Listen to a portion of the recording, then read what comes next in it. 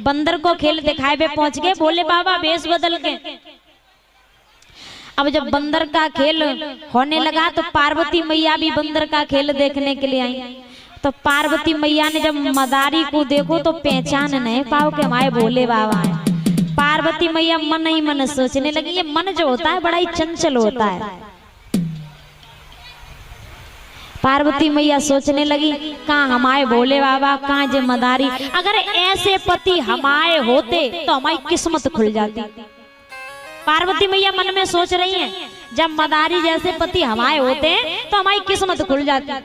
भोले बाबा समझ गए कि पार्वती के मन में गलत विचार आ गया।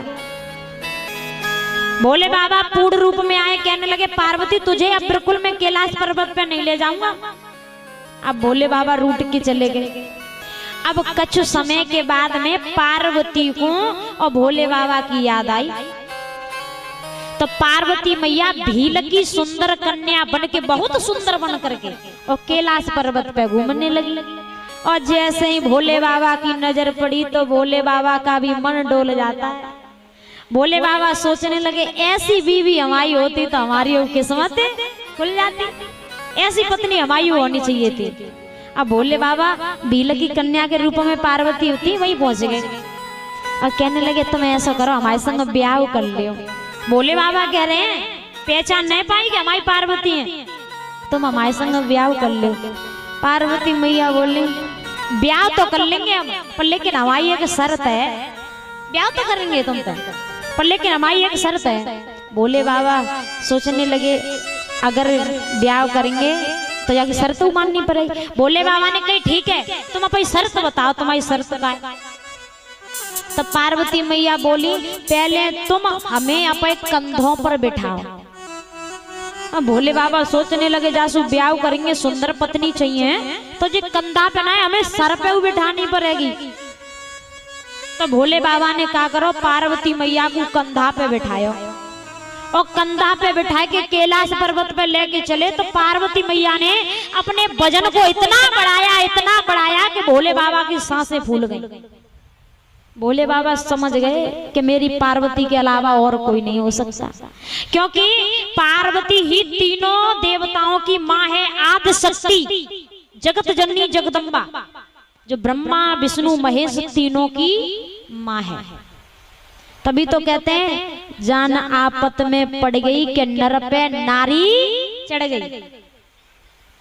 भोले बाबा के शीश पर कौन है? कौन है? गंगा मैया शीश पे विराजमान है ना, और कंधों पर बिठाया पार्वती को। तो स्त्री का दर्जा जो है ऊपर होता है, माँ का दर्जा सबसे ऊंचे।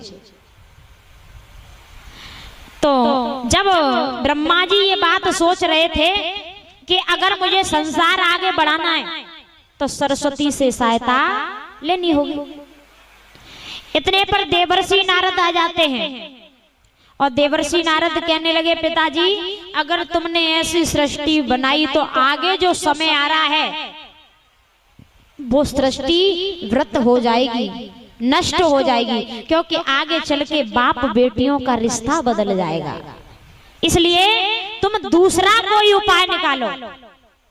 तो उसी समय ब्रह्मा जी ने अपने उस चोला को त्याग करके दूसरा शरीर धारण किया और दूसरा शरीर धारण करके दाई भुजा यानी सीधी भुजा से श्वास मनु को प्रकट किया और बाई भुजा से यानी डेढ़ी भुजा से, बाई भुजा से शतरूपा नाम की स्त्री को प्रकट किया। इन्हीं मनु के द्वारा मनुष्य की उत्पत्ति हुई। मनु से ही हम सभी इस संसार में हैं। मनु ही मनुष्य के रूप में सबसे पहले इस पृथ्वी पर नहीं, इस संसार में प्रकट हुए। अब संसार आगे बढ़ने लगा, अब रहने के लिए स्थान नहीं है। तो ब्रह्मा जी विष्णु भगवान के पास पहुंच गए और कहा कि हे प्रभु अब क्या करें, इतनी जनसंख्या एक कमल के पत्ते पर कभी नहीं रुक सकती। तो विष्णु भगवान कहने लगे, आप चिंता न करो, मैं पातालपुरी में जाकर के हिरणाक्ष को मारकर पृथ्वी को लेके आ रहा हूं। तो उसी समय भगवान विष्णु ने शूकर का रूप